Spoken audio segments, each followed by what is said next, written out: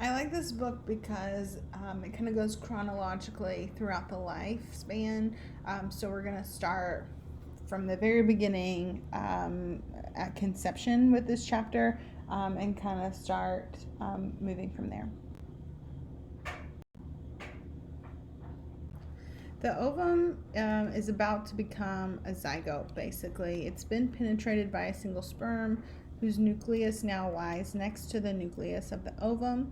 Soon the two nuclei will fuse, which brings together about 20,000 genes to guide our development.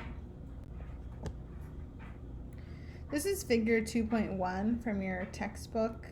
The genes on the chromosomes in the nucleus of each cell instruct the cell to manufacture the proteins needed to sustain life and development.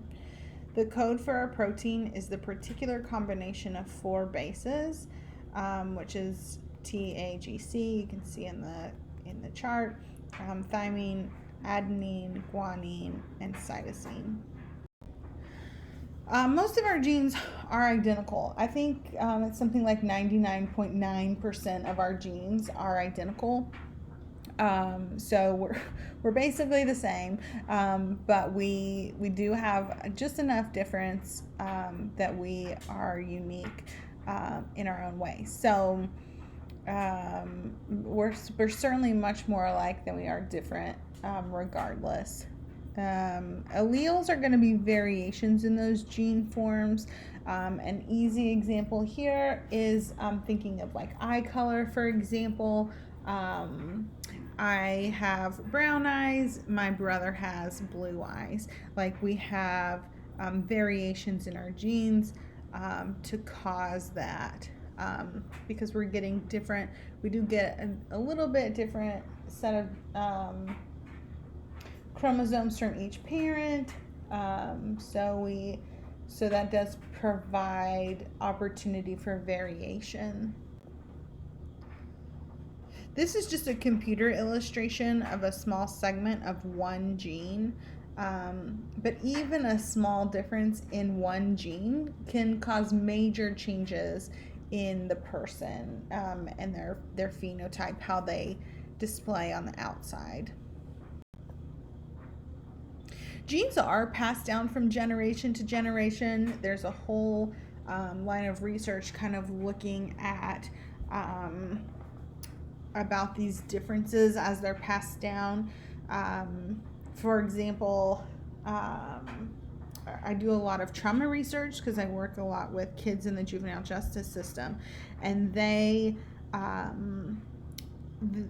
found it's called developmental cascades is kind of how they're referring to it now. But basically, the trauma that my parents experienced can be passed down to me, and then can then be passed down to my children.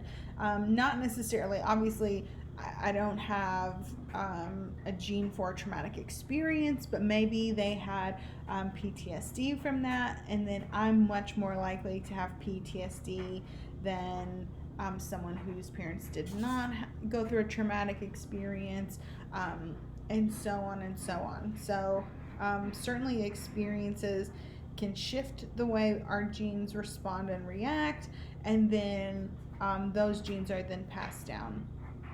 Same thing, you see genes that are passed down. I feel like people always talk about like, oh, well, twins run in my family, so you're more likely to have genes. If there is some type of genetic marker for that, yeah, these things can all be passed down from generation to generation. Oh, and yes, I was right. So we are 99.5%. We're sharing the same genes. We're 98% similar to chimpanzees, and shoot, 90% similar to every other mammal. We're all, no matter what, we're all just so much alike. But we have these little differences that can change us completely. So it's really interesting to think about.